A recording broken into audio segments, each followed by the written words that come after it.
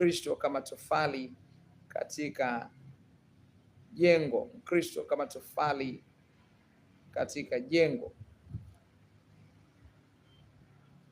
Yesu Kristo katika neno lake amekuwa akitufananisha wanafunzi wake, amekuwa akitufananisha Wakristo na majina kadha wa kadha, na kila jina linakuwa na maana yake. Kwa hiyo tumeitwa kwa majina mbalimbali.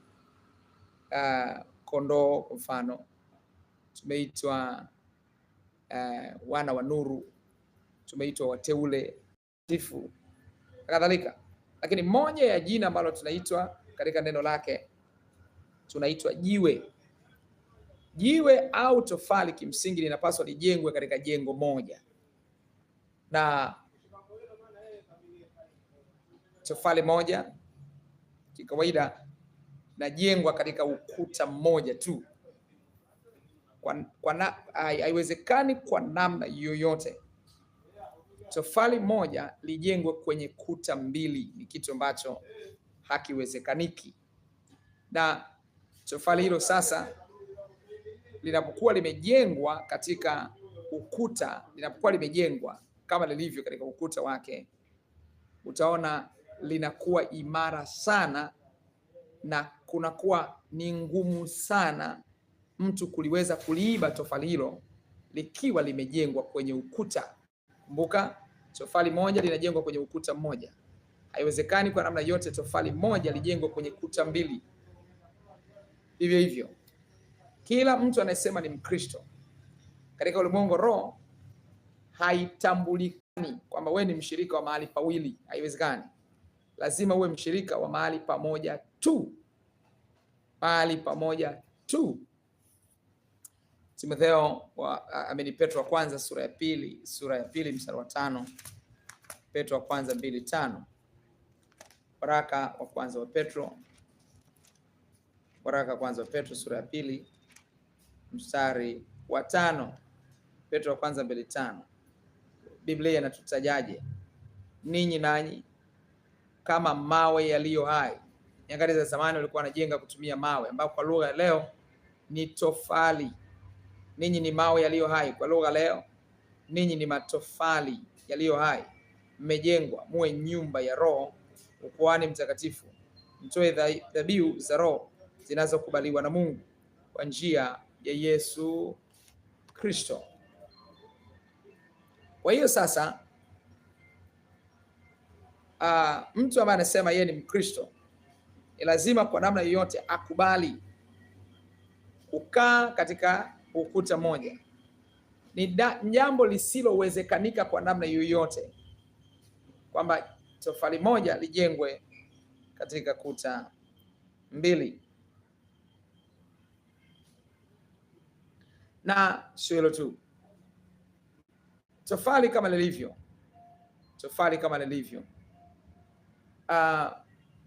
utaona linakuwa imara linapoungwa na matofali menzake. Kuwa ni ngumu kuliharibu linapokuwa limeungwa kwenye ukuta, manake limeshikamanishwa na matofali mengine. Vivyo hivyo, shirika Mkristo ambaye ameokolewa ni lazima kuwa na ushirika wa mahali pamoja, achanganywe na wenzake, na uimara wa kiroho chake unakuwa huko maradufu kwa sababu amechanganyikana, anashikamana na wengine. Lakini kama akiwa mwenyewe, utaweza kuona hawezi kuwa imara, anakuwa dhaifu, hawezi kuwa strong. Ni kama mtoto wa shule. Mwanafunzi anapofikia kwenye kimo cha kwenda shule, hata kama tungekuwa na fedha kiasi gani, hatupendekezi sana kwamba tumtoe mwalimu kule aliko aje kumfundisha mtoto akiwa mwenyewe. Kwa nini tunamchukua mtoto tunampeleka shule? Tunapompeleka shule tunamchanganya na wengine, na katika kumchanganya na wengine ndio ubongo wake unaimarika. Mtoto yoyote ili aweze kusoma akiwa imara, aweze kusoma vizuri, asome kwa bidii, kuna lazimika kuweko na ushindani shuleni. Kwa anapokuwa shuleni sasa, akiona mwenzake amepata 100, amepata 70, amepata 80, maana yake inamtia wivu, inamfanya atie bidii zaidi ili kuweza kushindana na yule ambaye amemvuka. Kwa kutokana na kuwepo pamoja kwenye eneo moja, na kuna kuwako na ushindani. Ushindani huo unatokana na kuwako katika kundi. Unapokuwa katika kundi, ule ushindani ndio unamfanya mtu kusonga mbele. Na vivyo hivyo katika kanisa la Mungu, mtu anapokuwa yuko amechanganyikana, amekuwa kwenye ushirika wa mahali pamoja, hilo ndilo linalomtengeneza, hilo ndilo linalomuimarisha, kwa sababu asipo kuwako katika ushirika wa mahali pamoja, anakuwa ni tofali lililo peke yake, halijajengwa katika ukuta. Na kwa sababu tofali hili linakaa peke yake, ni rahisi shetani ambaye anaitwa mwizi, sawa sawa na Yohana sura ya 10 mstari wa 10, ni rahisi shetani kuiba imani ya mtu huyu. Ni rahisi sana kumharibu, kwa sababu ni tofali lililo peke yake. Biblia imetutaja katika Petro wa kwanza 2:5, sisi ni mawe yaliyo hai. Nyakati zile walikuwa wanatengenezea mawe, leo ni matofali. Sisi ni matofali yaliyo hai. Kwa tofali likikaa peke yake, shetani ni rahisi kuiba imani ya mtu huyo. Shetani aliye mwizi ni rahisi kuliiba tofali hilo. Mshirika Mkristo ambaye anajitenga yuko peke yake, hana ushirika mahali popote, ni rahisi shetani kuiba imani yake. Ili asiibiwe imani yake, analazimika kuungwa, kujengwa kwenye ukuta mmoja. Na tofali moja halijengwi kwenye kuta mbili, tofali moja linajengwa kwenye ukuta mmoja. Na kama hilo tofali limejengwa kwenye ukuta mmoja, ndipo linakuwa imara, linashindikana kuibika kirahisi, na kuwa ni ngumu sana. Sio hilo tu, kwa sababu limeungwa na matofali mengine, kwa sababu linashirikiana na matofali mengine, ndio linatengeneza ukuta, ndio linatengeneza jengo, hatimaye nyumba inaonekana inapendeza. Vivyo hivyo mshirika, mtu yeyote ambaye ameokoka, ni lazima awe kwenye ushirika wa mahali pamoja tu. Sio mtu ambaye anazurura, leo yuko hapa, kesho yuko kule, kesho kutwa yuko kule. Ndio maana huwezi kukua kiroho, ndio maana huwezi kuwa imara. Siku zote unakuwa ni mchanga tu, huwezi kubadilika, huwezi kuimarika. Lazima ujengwe kwenye ukuta mmoja, lazima ujengwe kwenye ushirika wa kanisa moja tu, na lazima ulitafute kanisa hilo. Katika hatua za mwanzo lazima utakwenda huku ili kuweza kujua hapa ndio mahali ambapo anatakiwa nijenge ushirika. Ukiona wanachanganya madawa, hawako sawa sawa. Biblia imeruhusu mtu kuendelea kutangatanga huku na kule, akitafuta kanisa lililo bora la kufanya maisha yake yawe imara, ya kumsaidia kuweza kwenda mbinguni. Na kama mtu huyu atakuwa yuko anatembea huku akalikosa, akatembea kule akalikosa, akatembea kule akalikosa, hatimaye akafika hatua akalipata. Ukishalipata unapaswa ukae hapo kuwa mshirika maisha yako yote. Zaburi 107. Tuone jinsi ambavyo Mungu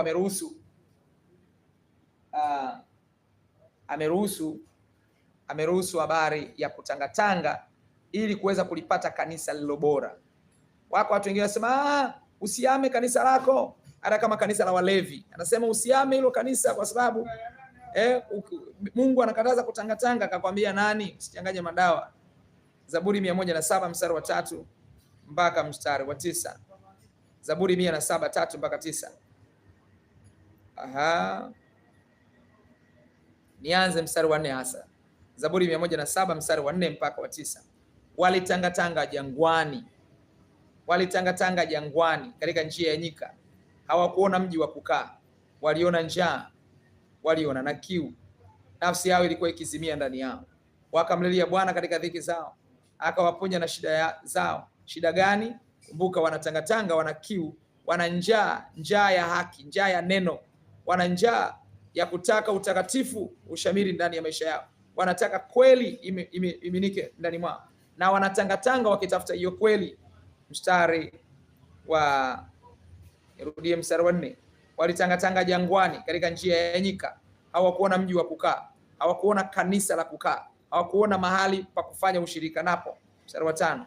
Waliona njaa, waliona njaa ya neno, waliona kiu ya neno, waliona njaa, waliona na kiu, nafsi yao ilikuwa ikizimia ndani yao. Wakamlilia Bwana katika dhiki zao, akawaponya na shida zao. Akawaongoza kwa njia ya kunyoka, wapate kwenda mpaka mji wa kukaa. Akawaongoza mpaka wafike kwenye kanisa la kuwa mshirika hapo. Mstari wa 9. Maana huishibisha nafsi yenye shauku, na nafsi yenye njaa huijaza mema. Huishibisha nafsi yenye shauku. Mtu mwenye shauku, mwenye njaa ya kutaka kulipata neno, anatangatanga ili kuweza kupata mahali palipo sahihi. na kama anatangatanga kwa mtindo huo, anaruhusiwa kutangatanga mpaka pale ambapo atalipata kanisa lilo bora, anatakiwa aweze kusali hapo.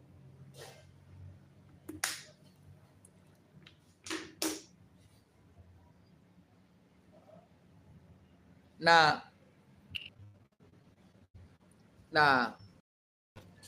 unaruhusiwa kutafuta huku na kule mpaka ulipate kanisa lilo bora. Liko somo ambalo bado hatujajifunza, liko mbele huko, linaitwa kutafuta kanisa bora kama mchimba madini, ambalo tutalihubiri, tutalifundisha huko mbele.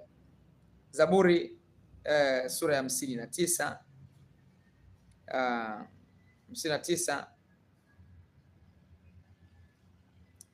Zaburi ya 59 mstari wa 14. Wakati wa jioni urudi. Okay. Zaburi ya 59 ambayo inaelezea habari ya Zaburi ya 59 mstari wa 15. Watatangatanga hao wakitafuta chakula ambacho ni neno la Mungu. Ruksa kutangatanga mpaka ulipate kanisa ambalo linaweza kukulisha. Na kama utalipata kanisa ambalo linaweza kukulisha, maana yake hapo ndipo unapaswa kuwa mshirika hapo, na usitoke hapo kamwe. Unapaswa uwajibike hapo, unapaswa utendee kazi hapo, ushuhudiaji wako wote ushuhudie hapo, ushuhudike kila kitu hapo, si vinginevyo. Zaburi sasa sura ya 59 mstari wa 15, Biblia inasema watatangatanga hao wakitafuta chakula, wakitafuta neno, wasiposhiba, watakesha usiku kucha. Maana yake watakesha usiku kucha wakitafuta chakula, na watakesha mpaka wakipate chakula hicho. Sasa kama tofali jinsi ambavyo linatengeneza ukuta, maana yake linasaidiana na matofali mengine kutengeneza jengo, ndivyo tulivyo wa Kristo, ndivyo tulivyo tuliokoka. Tunapaswa kukaa kwenye ushirika mmoja kutengeneza au kufanya kazi ya Mungu hapo. Tusaidiane hapo kufanya kazi ya Mungu, tusaidiane kiutoaji, tusaidiane kiuombaji, tusaidiane kuenda kwenye Injili na kadhalika. Ndivyo Biblia inavyosema katika Mhubiri sura ya 5. Mhubiri sasa sura ya 5 mstari wa 4 mpaka wa 10. Mhubiri 5:4 mpaka 10. Angalia Biblia ambavyo inasema, wewe ukimwekea samahani, sio Mhubiri, nimechanganya madawa. Luka sura ya 5 mstari wa 4 mpaka wa 10. Tunaangalia habari ya ushirika, kuwa na ushirika wa mahali pamoja, jinsi ambavyo ukiwa na washirika, jinsi ambavyo kazi inaweza kwenda, shughuli inaweza kwenda, ufalme wa Mungu unaweza kutengenezwa. Luka 5:4 mpaka 10. Hata alipokwisha kunena alimwambia Simon, tweka mpaka kilindini, mkashushe nyavu zenu, mvue samaki. Simoni akajibu akamwambia, Bwana mkubwa, tumefanya kazi ya kuchosha usiku kucha, tusipate kitu, lakini kwa neno lako nitazishusha nyavu. Basi walipofanya hivyo walipata samaki wengi mno, nyavu zao zikaanza kukatika. Wakawapungia mikono washirika wao. Mstari wa 7. Wakawapungia mikono washirika wao waliokuwa katika chombo cha pili waje kuwasaidia. Mshirika lazima asaidie kazi ya Mungu mahali fulani.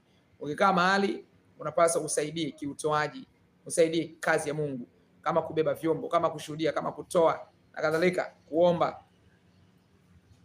Wakawapungia mikono washirika wao waliokuwa katika chombo cha pili waje kuwasaidia. Wakaja wakavijaza vyombo vyote viwili hata vikataka kuzama. Simoni Petro alipoona hayo, alianguka magotini pa Yesu akisema, ondoka kwangu, kwa mimi ni mtu mwenye dhambi Bwana. Maana alishikwa na ushangao, yeye na wote waliokuwa pamoja naye, kwa sababu ya wingi wa samaki walioupata.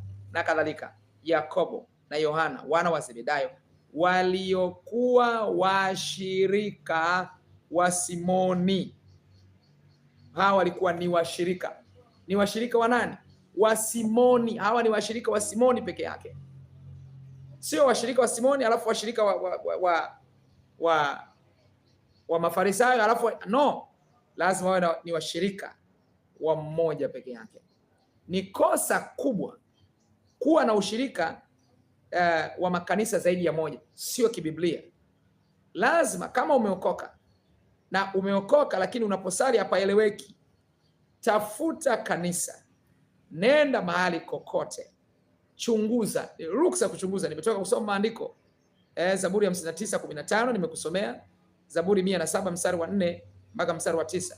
Chunguza, nenda katika kanisa, chunguza. Ukiona hawako sawa sawa, toka, tafuta na kiu yako kama ni kiu ya haki.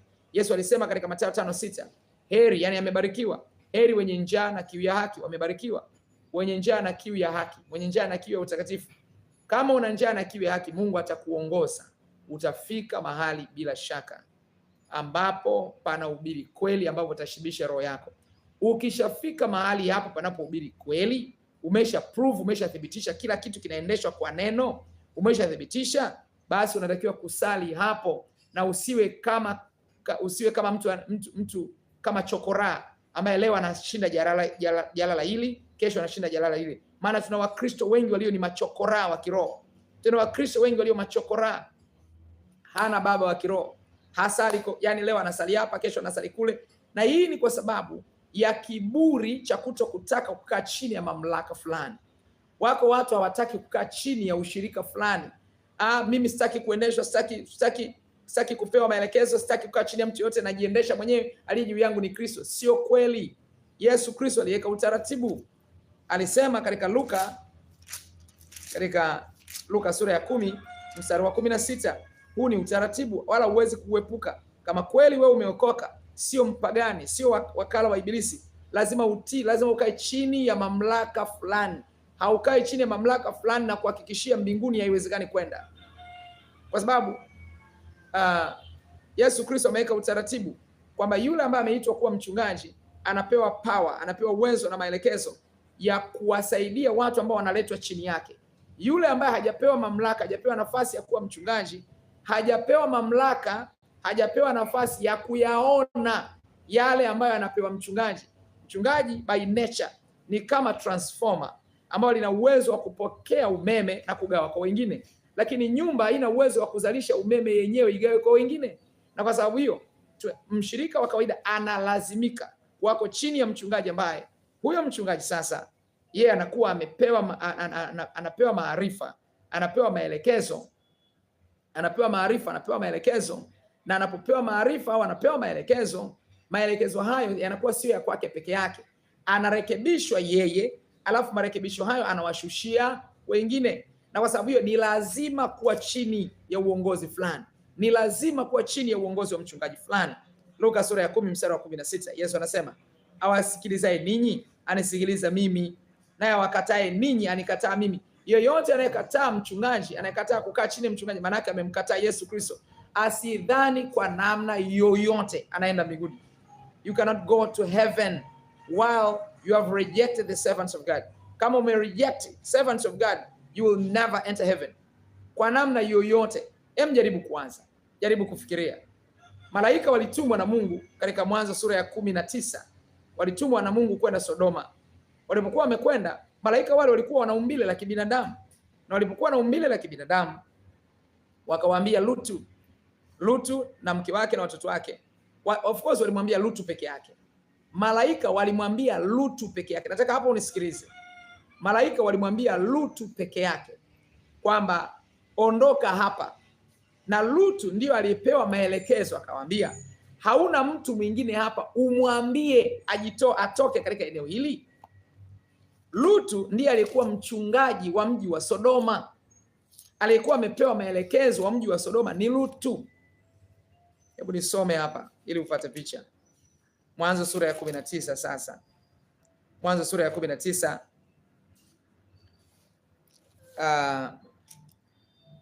mstari wa 12. Malaika walikuwa wamekuja katika umbile la kibinadamu sasa. Ambapo tunafahamu ukianza sura ya 19 mstari wa kwanza kuendelea, malaika hao walipoingia katika mji ule, watu wa mji ule walitaka kuwalawiti na malaika, kwa sababu walikuwa wamekuja katika umbile la kibinadamu. Kumbuka neno la Kiingereza linaitwa sodomite. linatokana na eneo hili linaloitwa Sodoma, kutokana na dhambi ya ulawiti iliyoshamiri katika eneo hili, tangu wakubwa mpaka wadogo. Sasa malaika walitumwa na Mungu ili waje kuuteketeza mji ule, lakini kabla ya kuuteketeza mji ule walimpa taarifa Lutu, sio Lutu na familia yake, no, alipewa taarifa Lutu ambaye ndiye alikuwa muangalizi wa mji ule.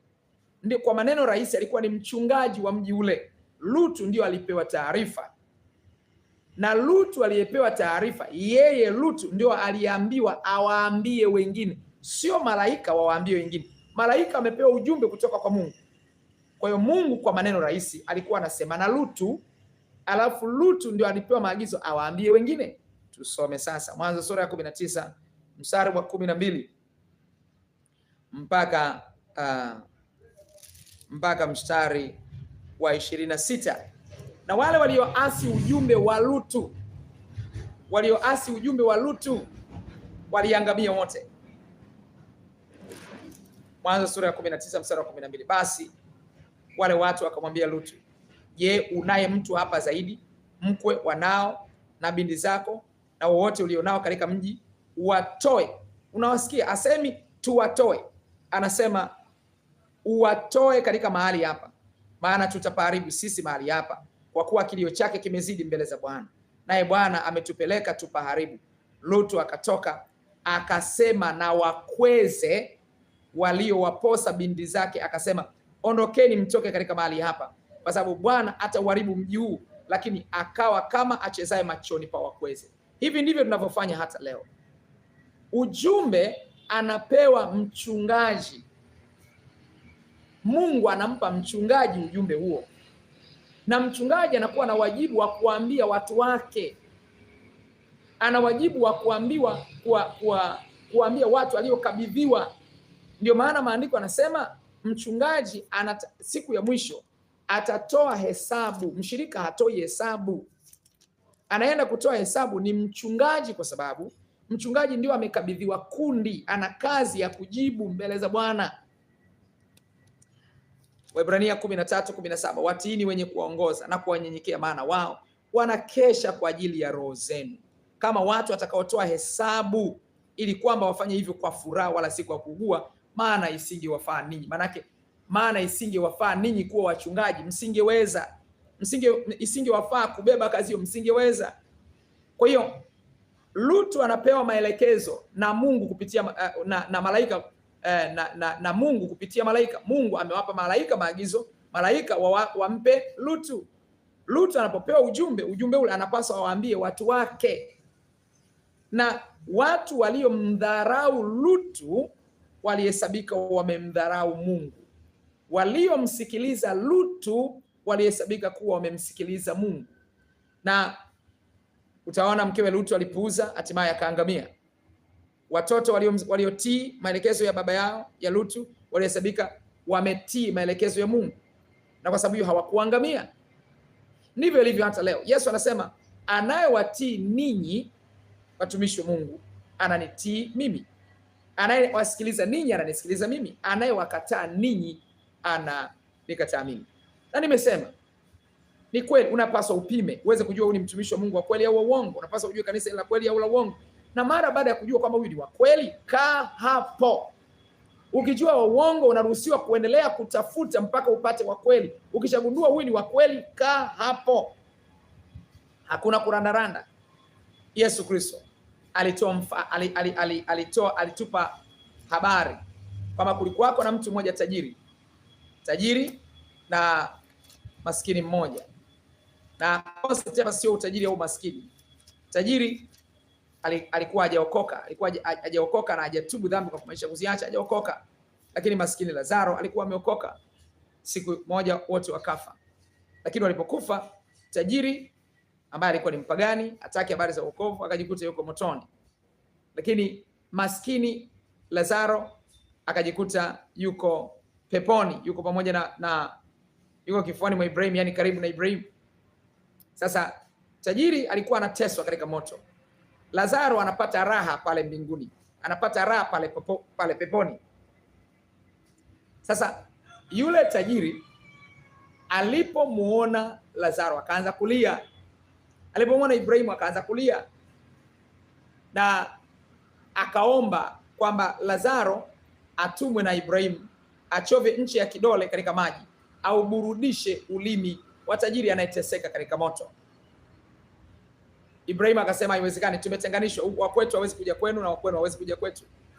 Akaomba ombi la pili akasema, basi Baba, na kuomba umtume Lazaro aende nyumbani kwetu akawaambie, kwa sababu nina ndugu 5, akawaambie ili wasije wakafika mahali hapa pabaya penye mateso.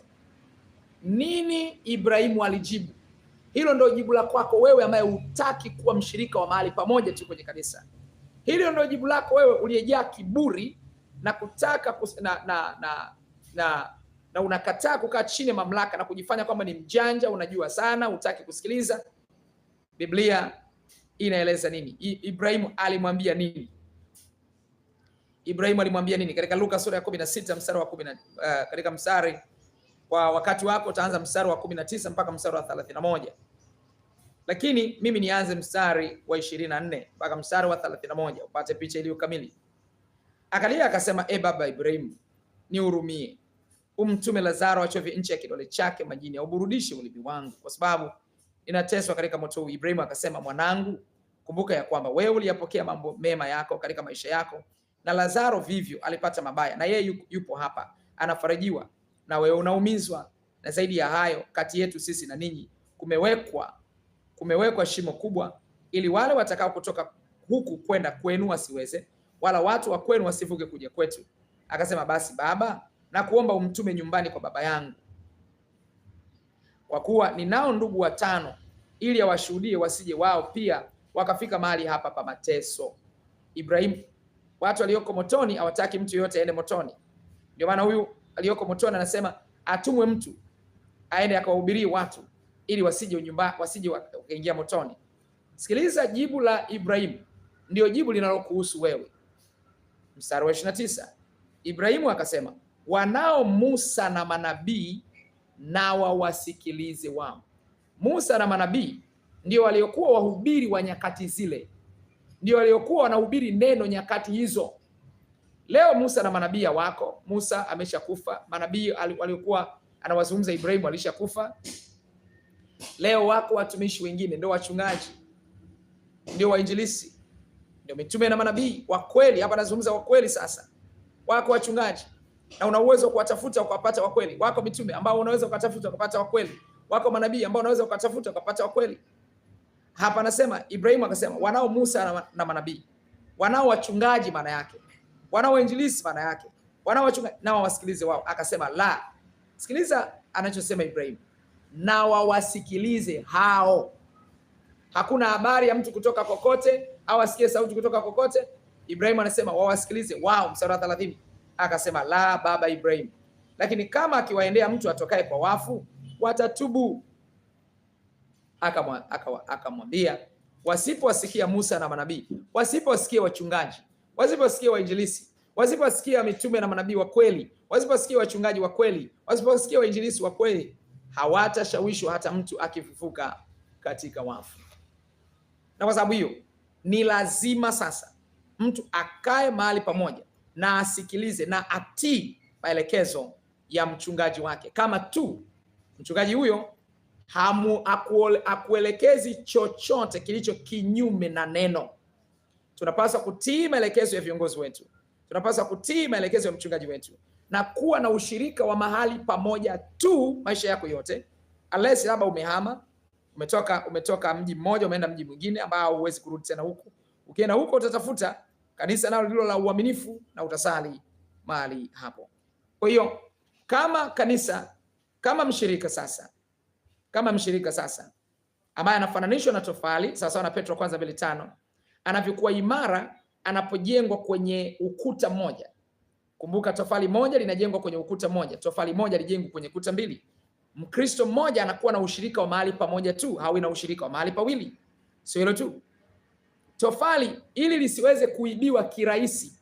Kumbuka tunaitwa mawe yaliyo hai au matofali yaliyo hai ambayo tuko leo. Mawe ndio matofali ya nyakati za zamani. Nyakati za sasa ni matofali kabisa. Kwa Biblia inaposema ninyi ni kama mawe yaliyo hai, anazungumzia nyinyi ni kama matofali yaliyo hai katika lugha ya sasa. Tofali likiwa peke yake ni rahisi kuweza kuibiwa na wezi. Vivyo hivyo Mkristo akiwa peke yake hana ushirika mahali popote, ni rahisi kuibiwa na shetani ambaye anaitwa mwizi. Sasa na Yohana 10:10. Ili tofali liwe na sura inayoeleweka, lazima lisaidiane na matofali mengine ili kujenga jengo. Kwa namna yoyote tofali moja halijakamilika, haliwezi kujenga jengo kamili. No. Ili jengo, nyumba nzuri inaonekana iwe nyumba nzuri, lazima tofali moja lijengwe kwenye jengo moja peke yake, lishirikiane na matofali mengine kutengeneza sura moja inayopendeza ya jengo moja. Vivyo hivyo sisi nasi, ili tuweze kuwa sawasawa, lazima tusaidiane, tuwe na ushirika wa mahali pamoja, kujenga kanisa la mahali pamoja, kujenga ufalme wa Mungu katika eneo moja, ili kazi ya Mungu iweze kwenda mbele. Ni kama watoto wa shule, haiwezekani mwanafunzi kufanya bidii, kutia bidii akiwa yuko peke yake, anafundishwa na mwalimu akiwa peke yake. Ni lazima aunganishwe kwenye shule, ndipo atatia bidii. Ule ushindani kwamba fulani kanipita, mwakani sikubali, ndio unamfanya mtoto anakuwa imara. Vivyo hivyo katika kanisa, ili tuzidi kujinoa katika utakatifu zaidi, tunapeana changamoto wenyewe kwa wenyewe. Unapomwona mwenzako anaomba zaidi, unasema hapana, na mimi natamani niombe kama yeye au zaidi ya yeye.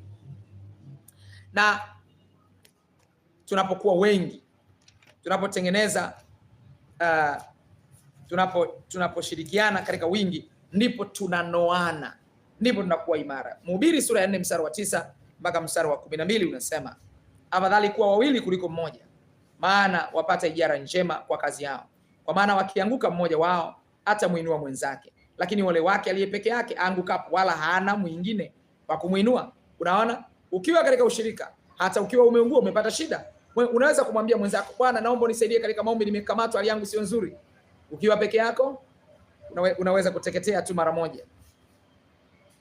Tena wawili wakilala pamoja, hapo watapata moto, lakini mmoja aliye peke yake tu awezaje kuona moto? Sisi ni Wakristo, ndani mwetu tuna Mungu aliyeumba mbingu na dunia, ambaye anaitwa moto ulao, sawa sawa na Kumbukumbu la Torati 4:24 na Waibrania 12:29. Sisi ambao ni moto, tunapokaa pamoja ndio tunatengeneza moto na kuwa ni mkali zaidi. Shetani anateketea, giza linateketea, na tukikaa pamoja ndipo moto unakuwa mkali. Lakini tukitengana, umekaa peke yako, hata kuni inayokaa peke yake huwa moto huzimia, huwa moto hufa.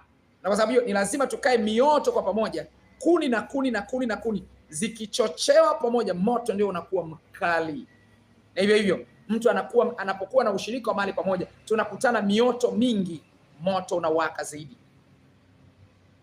Hata ikiwa mtu aweza kumshinda yule aliye hata ikiwa mtu aweza kumshinda yule aliye peke yake, wawili watampinga, wala kamba ya nyuzi tatu haikatiki upesi. Ukiwa peke yako ni rahisi kupingwa tu, shetani anaweza kukupiga na akakushinda, lakini mkiwa wengi ni ngumu kuweza kushindwa.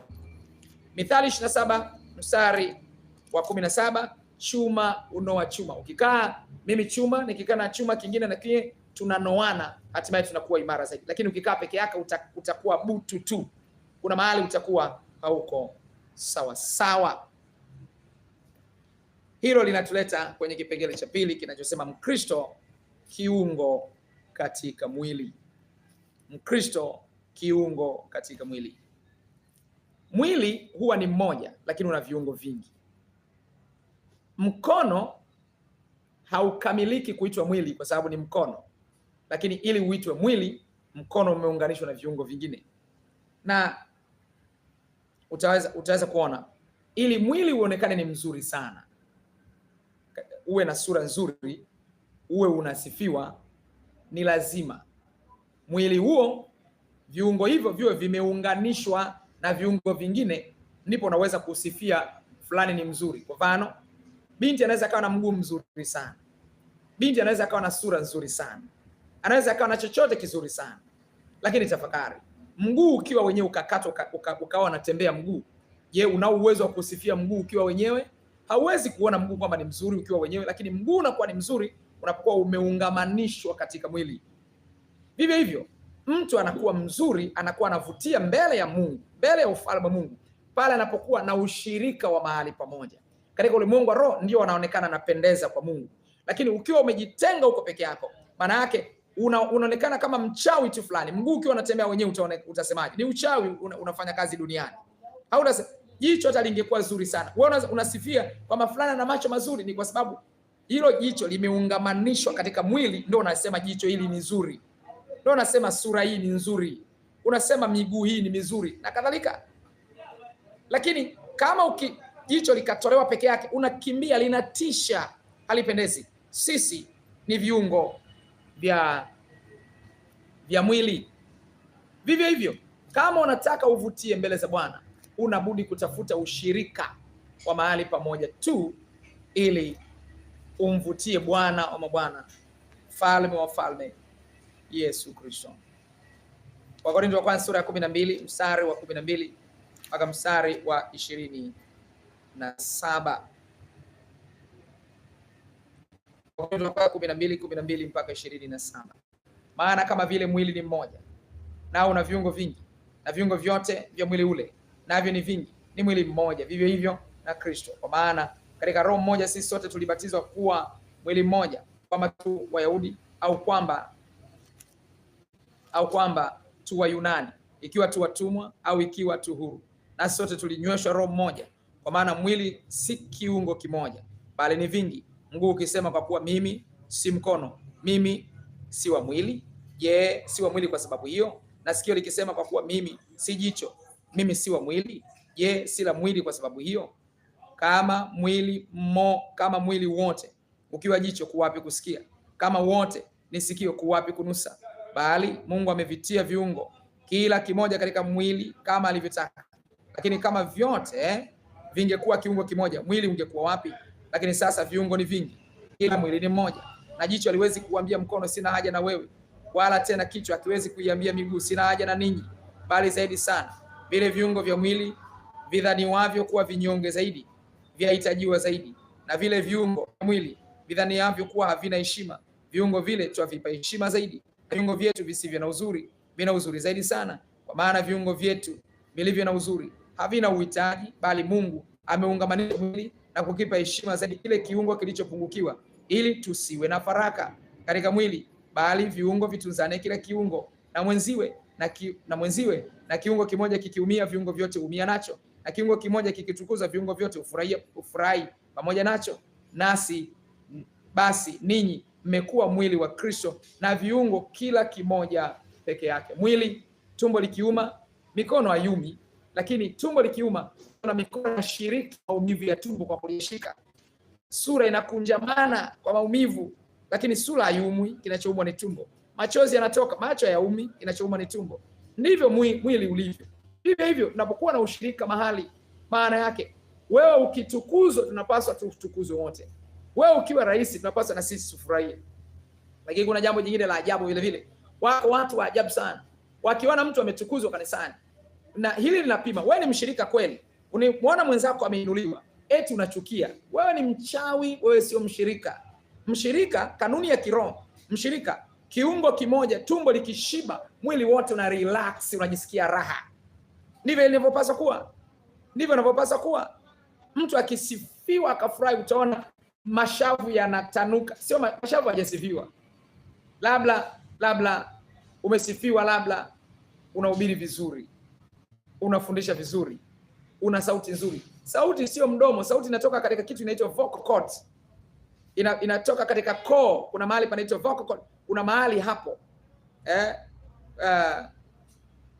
kwenye larynx kuna eneo ambalo sauti inatoka kwenye sound box. Hapo inatoka sound box, ndio inatoa sauti, sio mdomo. Mdomo hutoi sauti yoyote. Lakini kinachotabasamu ni nini? Kinachotabasamu ni mdomo, sio core, sio mahali ambapo unatoa sauti.